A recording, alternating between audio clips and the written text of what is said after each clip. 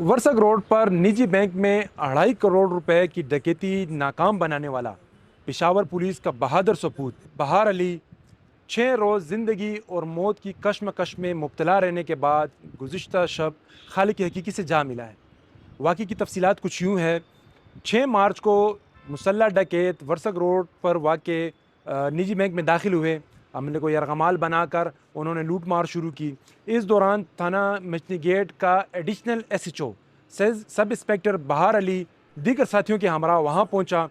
Video में देखा जा सकता है मेन गेट पर खड़े एक डकैत को उन्होंने दबोच लिया, जिसके करीब खड़े दूसरे साथी ने उन पर फायरिंग कर दी। वीडियो में यह भी देखा जा सकता है कि जख्मी होने के बावजूद वो जवां मर्दी से डकैतों का मुकाबला करते रहे। इस बहादुरी के मुजाहरे से डकैत इस कदर बदहवास हुए कि वो लूटी हुई रकम का थैला वहीं छोड़कर फरार हो गए।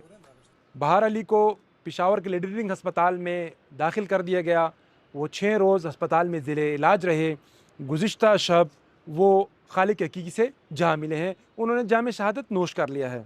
बहार अली के बारे में ये मालूम हुआ है कि उनके वालिद भी पुलिस में थे और वो भी फ़राइज़ की अंजामदही के दौरान जाम शहादत नोश कर चुके हैं।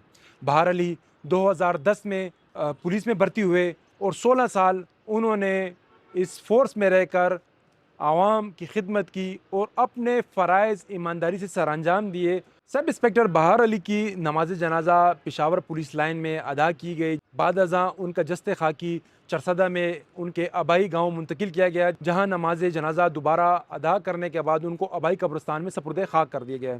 लेकिन अफसोसनाक अमर यह है कि 6 रोज़ गुजरने के बाद ताहाल पुलिस उस डकैती में मुलविस अनासर को गिरफ्तार करने में नाकाम है।